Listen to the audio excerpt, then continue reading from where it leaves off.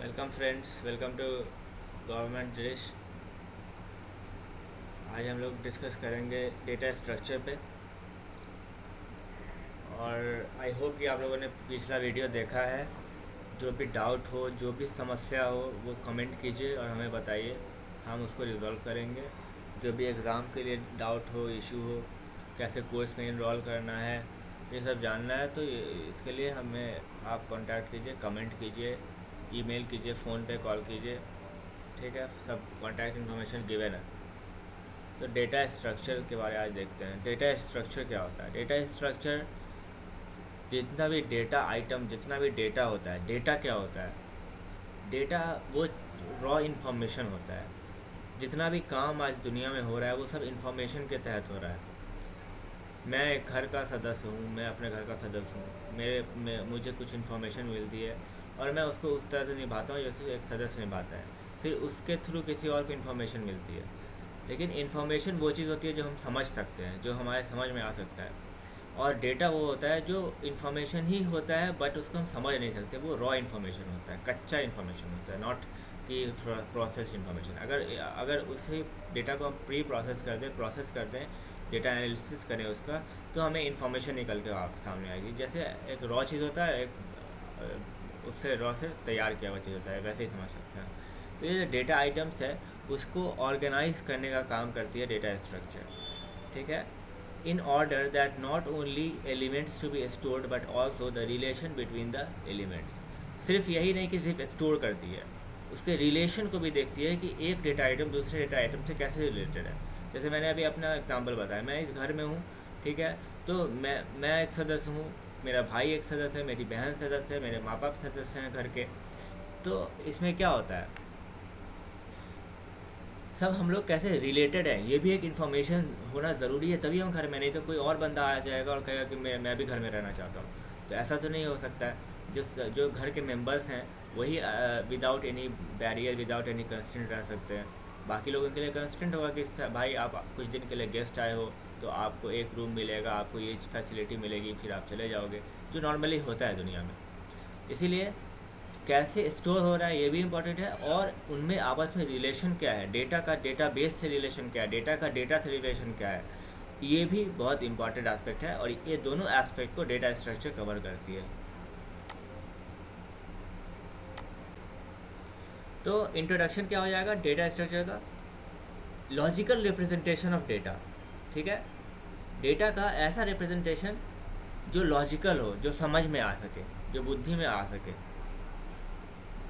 और ऐसे ऑपरेशंस, ऐसी जैसे कि डिलीट करना, इंसर्ट करना। अब इस घर में मान लिया एक बच्चा पैदा हो गया, ठीक है, कल को मेरा बच्चा पैदा हो गया, तो वो क्या हो जाएगा, एक ऐसा ऑपरेशन होगा जो डेटा एलिमेंट को घर में बढ़ा दिया, एक सदस्य बढ़ गया।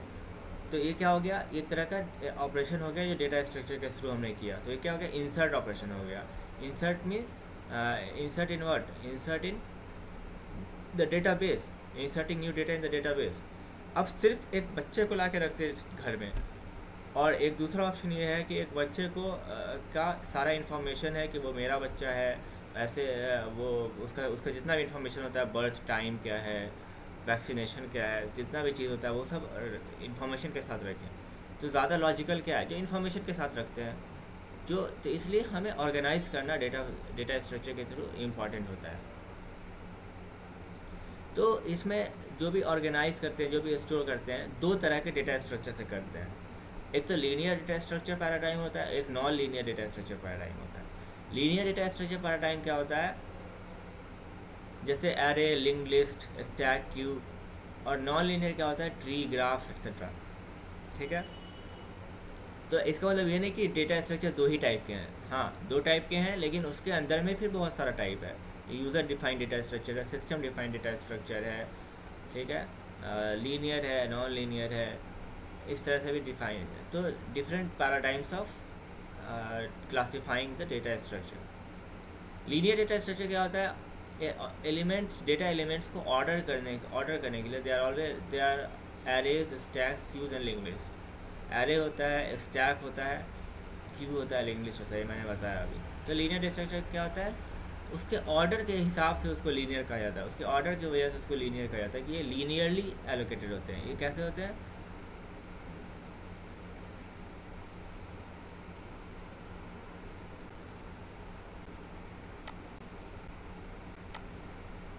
जैसे एरे कैसे होता है, ऐसे जाता है, ये बॉक्स बॉक्स बॉक्स तो सारा एक लीनियर स्ट्रक्चर टाइप का ऐसा होता है, उसमें बॉक्स बॉक्स बॉक्स बने रहते हैं डेटा एलिमेंट्स के स्टोरेज के लिए। यहाँ पे एक डेटा एलिमेंट स्टोर्ड है 1, यहाँ पे एक स्टोर्ड है 2, यहाँ पे एक स्टोर्ड है 3। तो ये क्या हो जाएगा? एरे हो जाएगा। तो ये क्या है? लीनियरली है, लीनियर। अगर इसको हम ट्रैवर्स करें इसके इसके हिसाब से अगर हम चले तो ऐसे सीधे हमें जाना पड़ेगा, इसलिए इसको लीनियर डेटा स्ट्रक्चर कहा गया। लिंक लिस्ट भी वैसे ही होता है। लिंक लिस्ट में बस डेटा स्टोरेज का जो फिनोमेना है वो डिफरेंट होता है, लेकिन वो भी एक एरे ही की तरह डेटा स्टोर करता है, लीनियर वे में डेटा स्टोर करता है। एक नोड जो है दूसरे नोड को इस तरह पॉइंट करता है।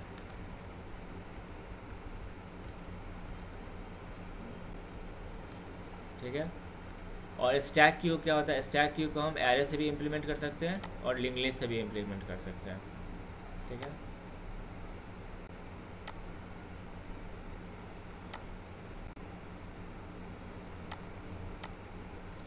लिंक लिस्ट क्या होता है? Link list is a linear data structure. It contains nodes, each node contains 2 parts, data part and link part. बहुत अच्छे से इसको समझेंगे हम लोग अभी। बहुत इंपॉर्टेंट टॉपिक है लिंक लिस्ट, और बहुत लोगों को समझ में नहीं आती है। एक एरे क्या होता है? पहले मैं एक एरे बनाता हूँ। एक एरे हो गया ये, ठीक है।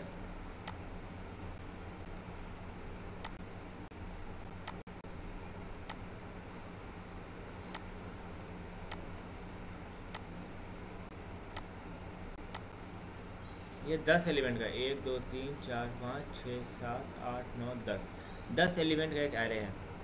इसमें क्या है? बस इसमें डेटा एलिमेंट ऐड होगा। ये 1 होगा तो इसमें 2 होगा, और इसी तरह यहाँ पे ऐसे जाते जाते जाते जाते जाते जाते यहाँ पे क्या हो जाएगा? 10 हो जाएगा। ठीक है। और फिर लिंक लिस्ट क्या होता है? लिंक लिस्ट में क्या होता है कि ये जो 1 है ना, ये एक बॉक्स उसको समझते हैं। 1 जिस बॉक्स में, ये भी एक बॉक्स है। बस डिफरेंस इसमें ये है कि जैसे इस बॉक्स में सिर्फ एक एलिमेंट था, ठीक है, इस बॉक्स में क्या होगा? 2 एलिमेंट होगा। ठीक है। और ये आपस में कनेक्टेड होंगे इस तरह से, नॉट कंटिन्यूअस, पॉइंट करेंगे। ये नहीं कि मतलब यहाँ पे क्या था कि एरे को अगर इस वाले 1 का साइज का मेमोरी लोकेशन अगर 1000 है, 1000 है, और 2 का क्या हो जाएगा? 1004 हो जाएगा अगर 4 बिट का इंट साइज है। ये क्या हो जाएगा? 1006 हो जाएगा। ठीक है। ये क्या हो जाएगा? 1008 हो जाएगा। ठीक है। लेकिन इसमें क्या होगा? अगर ये 1000 पे है, ये बॉक्स अगर 1000 पे है, तो ये ज़रूरी नहीं कि 1004 पे होगा, ये 2006 पे भी हो सकता है। ये 2006 पे भी हो सकता है। ठीक है। लेकिन ये एक दूसरे से मिला हुआ कैसे है? इस नोड पॉइंटर के थ्रू, इस पॉइंटर के थ्रू मिला हुआ है। इसके थ्रू हम लोग एक दूसरे को रिलेट कर पा रहे हैं। अभी हमने बताया कि एक डेटा एलिमेंट को दूसरे डेटा एलिमेंट से रिलेट करना एक अपने आप में इम्पॉर्टेंट एस्पेक्ट है जो डेटा स्ट्रक्चर करती है। ठीक है। तो इसमें बस डिफरेंस क्या देखा हमने कि ये जो 1 एलिमेंट एक बॉक्स में रह रहा है, इस बॉक्स में 2 एलिमेंट रह रहे हैं। और दूसरा डिफरेंस क्या देखा? जो कंटिग्यूअस मेमोरी एलोकेशन है, यहाँ पे कंटिग्यूअस नहीं, यहाँ पे कहीं पे भी मेमोरी एलोकेशन हो सकता है। अब जो एक बॉक्स है उसमें क्या है? डेटा पार्ट है, एक डेटा पार्ट है जो कि 10, ठीक है, या 1 ले लेते हैं। ये डेटा पार्ट यहाँ आ गया। ठीक है। ये एक डेटा पार्ट है। ये क्या है? यहाँ पे हो जाएगा 2006। क्यों होगा 2006? क्योंकि ये 2006 इसका एलिमेंट है। ठीक है। इसका एड्रेस है, इस एलिमेंट का एड्रेस है। ठीक है। तो 2006 पे ये वाला पॉइंट कर रहा होगा। Sorry for the hand writing. तो 2006 पे ये पॉइंट कर रहा होगा। फिर इसमें होगा ये दूसरा वाला एलिमेंट 2। ठीक है। और ये किसी पे पॉइंट कर रहा होगा, वो जो जिस पे वो पॉइंट कर रहा होगा वही इसका नेक्स्ट नोड हो जाएगा। तो ये बेसिक डिफरेंस होता है लिंक लिस्ट और एरे का। अब उसको हम लोग बनाते हैं कैसे, क्या कोड यूज़ करते हैं, ऐसा हम लोग आगे देखेंगे। ठीक है, तो वही बताना चाह रहा है यहाँ पे कि linked list is a linear data structure, it contains nodes, each node contains two parts, data part and link part. The data contains elements, data क्या करता है, डेटा पार्ट क्या करता है, एलिमेंट स्टोर करता है 1 2 3 10, कोई भी एलिमेंट जो हम लेते हैं। और लिंक पार्ट क्या करता है, link contains address of next node, another node नहीं, नेक्स्ट नोड। अनदर नोड में बोल देगा कि लास्ट वाला नोड को हम डायरेक्ट कर लें तो फिर पूरा लिंक लिस्ट ही ख़राब हो जाएगा। ये अनदर नहीं होगा, ये क्या होगा, नेक्स्ट नोड होगा। ठीक है,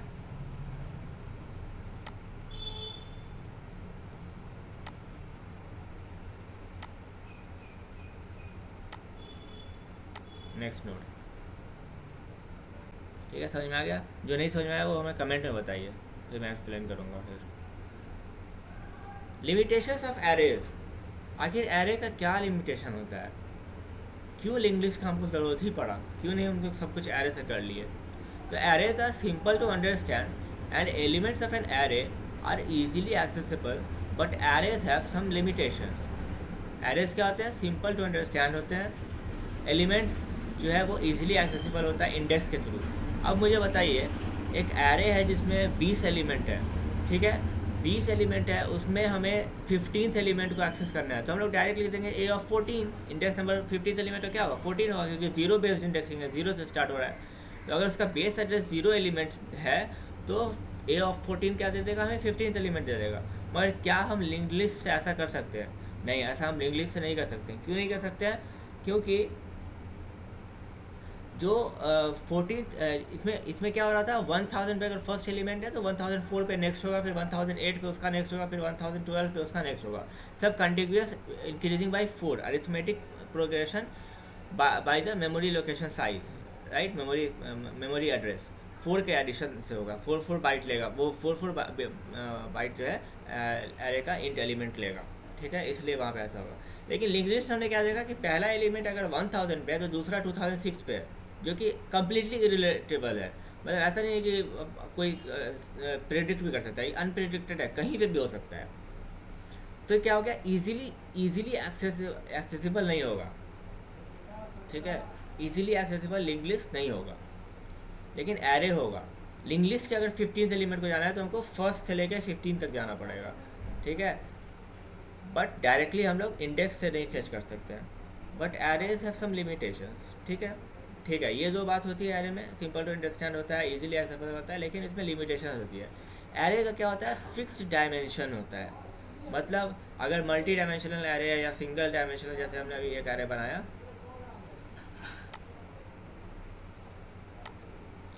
ये एक मिनट,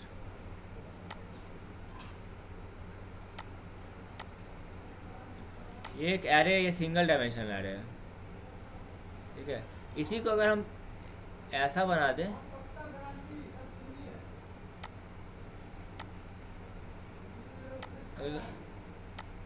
अगर कुछ हम लोग ऐसा बना दें तो ये क्या हो जाएगा, 2 डायमेंशनल एरे हो जाएगा, मल्टी डायमेंशनल एरे हो जाएगा, not single dimensional array.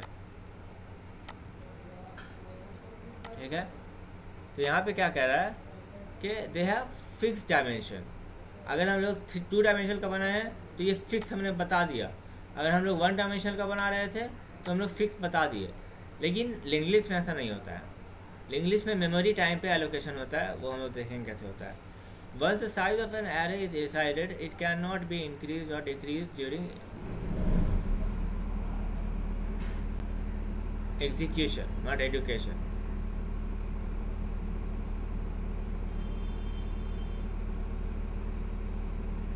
Execution or runtime.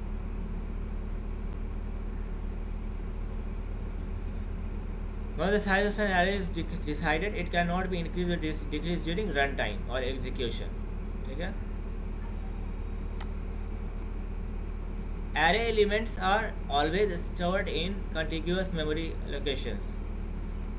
अभी हमने बताया कंटिग्यूअस मतलब 1000, फिर 1004, फिर 1008, फिर 1012 मेमोरी लोकेशंस।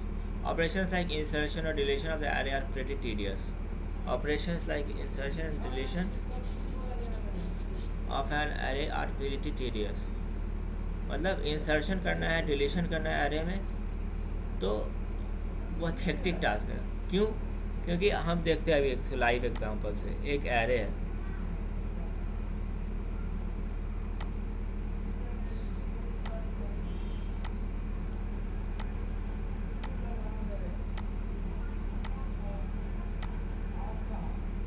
ठीक है, यहाँ तक एरे फील्ड है, जो भी नंबर आएगा यहाँ पे 8 1 2 3 4 5 6 7 8।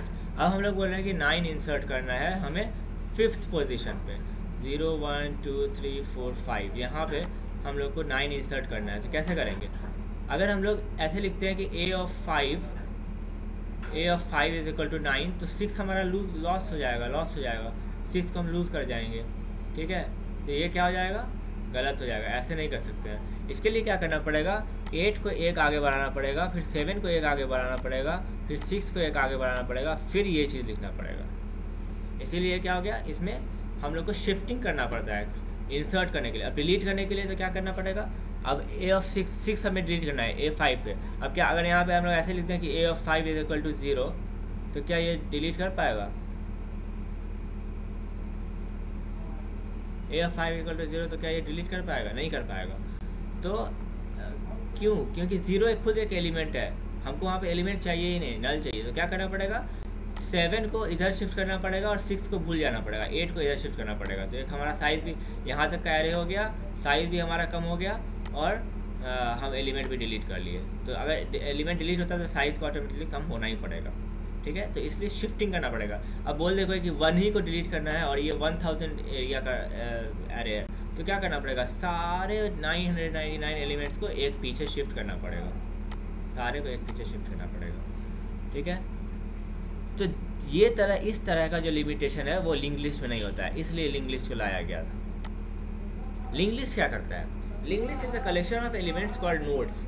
इसमें क्या होता है? नोड, जो हम लोग ये जो पूरा नोड है ना, दो येलो बॉक्स, ये पूरा एक नोड है जिसको हम लोग एक एरे समझ सकते हैं। एरे का एक बॉक्स ऑफ एरे समझ सकते हैं। एक एरे है, उसमें बॉक्सेज हैं। तो जहाँ पे जब एक बॉक्स होता है, वही यहाँ पे एक बॉक्स के अंदर दो चीज़ होता है, डेटा पार्ट होता है और लिंक पार्ट होता है। और इसको हम लोग बनाते कैसे हैं? स्ट्रक्ट यूज़ करके या फिर क्लास यूज़ करके, जो यूज़र डिफाइंड डेटा टाइप होता है वैसे बनाते हैं इस लिंक लिस्ट को। इसका ये कोई सिस्टम डिफाइंड डेटा टाइप नहीं है। एरे सिस्टम डिफाइंड है लेकिन लिंक लिस्ट नहीं है। क्यों नहीं है? क्योंकि इसमें हम लोग को इसका डेटा और लिंक को मैनुअली बनाना पड़ता है, और इसमें सिंगली लिस्ट होता है, डबली लिंक लिस्ट होता है, सर्कुलर लिंक लिस्ट होता है। ये सब भी हम लोग आगे देखेंगे। तो is a collection of elements called nodes, ठीक है। Each node contains 2 parts. Each node क्या करता है? Contains 2 parts, data and link. They are data part and link part, ठीक है। इतना समझ में आ गया? तो ये क्या है? पहला एरे का है, जो कि 1 हम लोग डाल रहे थे। ये पूरा एक क्या है? एक पहला एरे का। इसीलिए यहाँ पे 2 मेमोरी साइज नहीं लिया है कि 200 भी हो और 204 भी हो, मतलब 14 का 200 हो जाए और 100 का 204 हो जाए। ये ऐसा नहीं है। इस 200 एक ही मेमोरी पे ये ऐसा नोड, एक स्ट्रक्ट डेटा टाइप या क्लास डेटा टाइप से यूजुअली बनाते हैं हम लोग, ऐसा नोड डेटा टाइप बनाएंगे जो एक ही मेमोरी लोकेशन लेगा, because it is 1 data element, right. उस 1 डेटा एलिमेंट के अंदर क्लासिफिकेशन होगा डेटा टाइप का, एड्रेस ऑफ नेक्स्ट पॉइंटर। तो ये 100 क्या है? यहाँ से आ गया। 200 के बाद 100 आ रहा है, फिर 400 आ रहा है। देख एम्बिग्युइटी है, इसमें कोई फिक्स नहीं है कि 100 के बाद 200 फिर 300 फिर 400, ऐसा कुछ नहीं है। कहीं का लोकेशन कहीं हो सकता है। बस ये हम लोग को मेक श्योर करना है कि ये जो पॉइंटर है, ये जो पॉइंटर है, ये तो रिप्रेजेंट कर रहा है, लेकिन एक्चुअली में पॉइंटर है क्या? ये 100। ये 100 जो है ये करेक्टली यहाँ पे डिफाइंड है कि नहीं। ये 100 यहाँ पे रहेगा, तो ये इस वाले नोड को पॉइंट करेगा, 30 और 400 को। फिर ये 400 आगे वाले को पॉइंट करेगा, और ये n जो है वो नल हो जाएगा।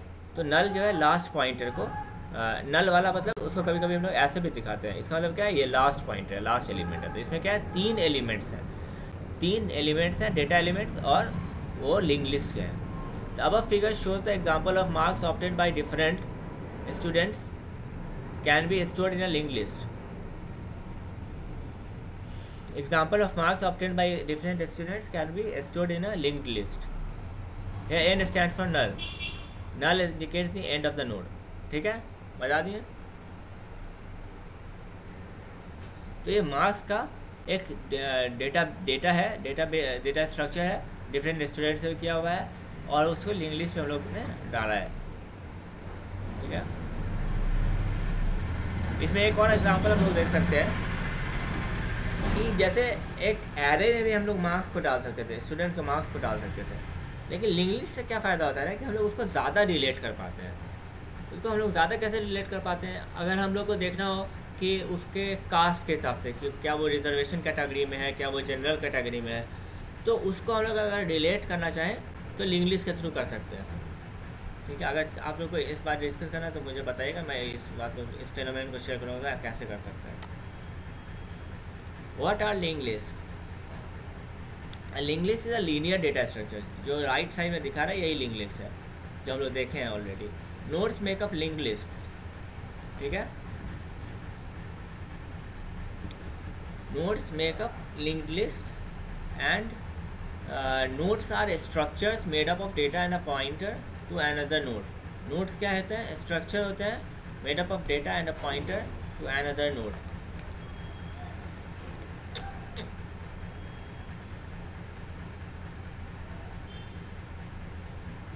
Usually the pointer is called next. Pointer को हम लोग यूजुअली क्या कहते हैं? नेक्स्ट। पहले नोड को क्या कहते हैं? हेड। ठीक है, इसको क्या कहते हैं? डेटा।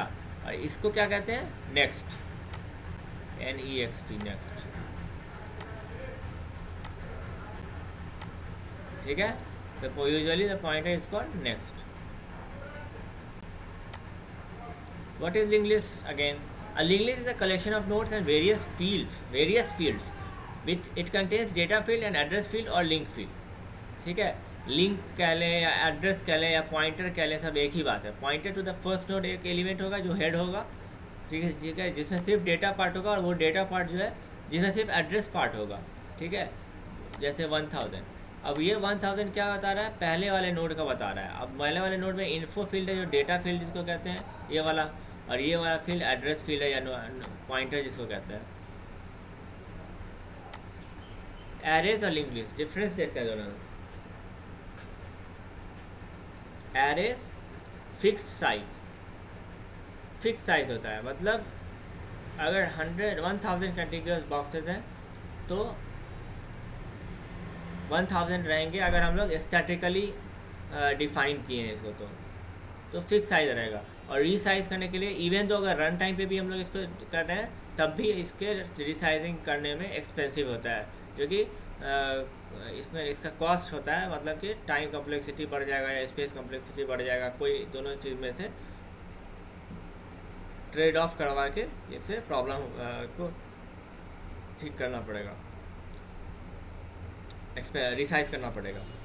डायनामिक साइज होता है लिंक लिस्ट में, नॉट स्टैटिक साइज।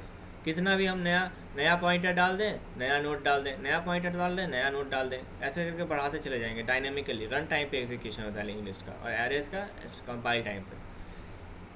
एरेज में insertion and deletions are inefficient, elements are usually shift करके, हमने बताया था, शिफ्ट करके इंसर्ट करते हैं, शिफ्ट करके डिलीट करते हैं। लिंक लिस्ट में क्या होता है? Insertions and deletions are efficient, no shifting. इसमें कोई शिफ्ट नहीं करते हैं हम लोग। Insertion deletion are efficient. कैसे? अब ये देखते हैं। अब जैसे मान लिया कि हमारा एक नोड है यहाँ पे, ठीक है, इसमें डेटा पार्ट है और इसमें पॉइंटर पार्ट है, जैसे हम लोग अभी तक देखते हैं। फिर दूसरा नोड है यहाँ पे, इसमें भी डेटा पार्ट है, पॉइंटर पार्ट है। अब हम लोग को यहाँ पे एक ऐसा नोड है, लेकिन हम लोग को थर्ड पे एक नया एलिमेंट इंसर्ट करना है। थर्ड पोजीशन पे, थर्ड पे भी क्या है? थर्ड पे अभी 2 है, ठीक है, लेकिन थर्ड पे हमें दूसरा करना है। तो क्या करना पड़ेगा? एक टेम्प नोड ले लेंगे, ठीक है, टेम्प एड्रेस ले लेंगे, वो इसको पॉइंट करेगी। ठीक है, तो अब क्या काम हो गया? जो सेकेंड वाला थर्ड को पॉइंट कर रहा था, वो अब ये टेम्प जो है, ये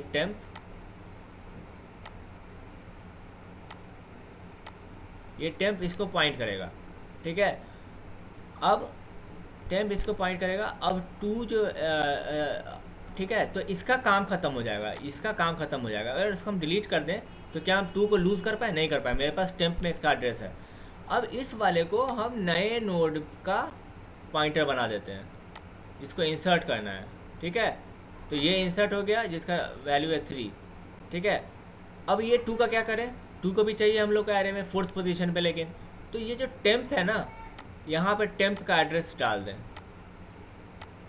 टेम्प का जो एड्रेस होगा ये यहाँ पे डाल दें। तो ये क्या होगा, ये पॉइंट करेगी किसको, फिर इसको पॉइंट करेगी। टेम्प का काम बचा, अब नहीं, टेम्प को गार्बेज कलेक्टेड कर देंगे। तो क्या हो गया, 1 यहाँ था, 2 यहाँ था, 3rd एलिमेंट यहाँ आ गया, 4th एलिमेंट यहाँ आ गया। तो ये दिखने में कैसा रहेगा, 1 नोड, 2 नोड, 3 नोड, 4 नोड, ये ऐसे बिखर गया, लेकिन ये प्रॉपर्ली इस तरह से फिर बन जाएगा। ठीक है, ये हम लोगों ने देख लिया कैसे लिंक लिस्ट को बनाते हैं।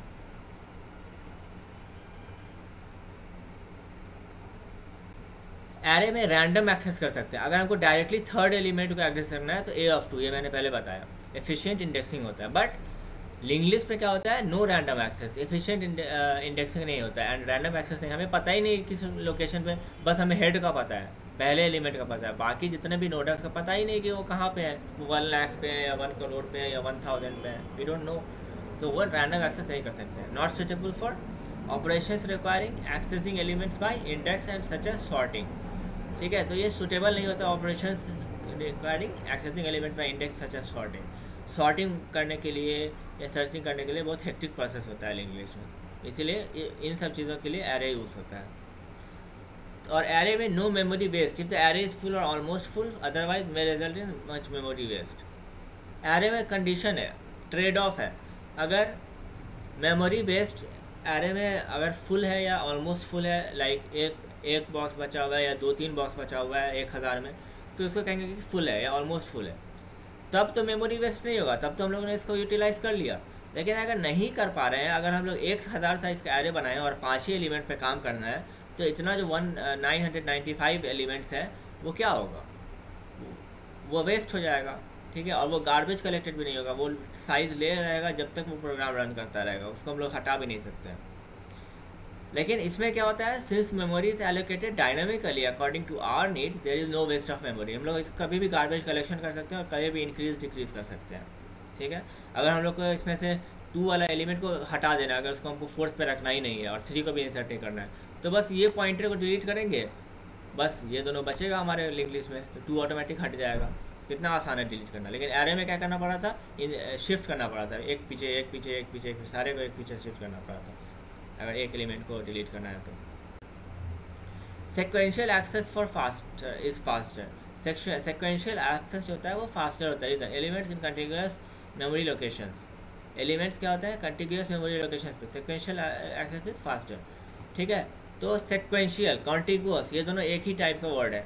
ठीक है, क्या होता है इसका मतलब, सीक्वेंस में, अरिथमेटिक प्रोग्रेशन में, 1000 पे है तो 1004 पे, फिर 1008 पे, फिर 1012 पे, ऐसे होता है। Sequential access is slow, reason elements not in contiguous memory location। चलिए आज के लिए इतना ही रहने देते हैं।